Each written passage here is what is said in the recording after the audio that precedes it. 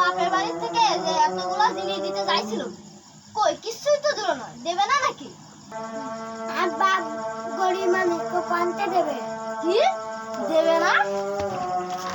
যৌতুক নালে বাড়ি পড়া শুরু করবি, যৌতুক নালে বাড়ি পড়া শুরু বাড়ি দেশে করবি, যৌতুক নালে বাড়ি আসবি। আর শ্বশুর বাড়ি মাইদার করেছেন, তুমি আইছো? হ্যাঁ আমি এক্ষুনি আসতেছি। আমার মেয়েটারে মাইরে ধরে বাড়িতে বাই করে দিচ্ছেন কেন? আপনারা মেয়ে বিয়ে দেওয়ার সময় কত কিছু দেওয়ার কথা কইছিলেন, টিভি, ফার্নিচার, এটা সেটা ওটা কত কিছু দিতে চেয়েছিলেন, কিছুই তো দেননি। প্রতিশ্রুতি দেন কেন? মেয়েকে মানুষ করেছে কষ্ট করে, আমার এত টাকা দেওয়ার সামর্থ্য নেই। সামর্থ্য নেই তা মেয়েকে বিয়ে দিচ্ছেন কেন? যৌতুক নেওয়া আইনে তো অপরাধ, তা আপনি কি জানেন না?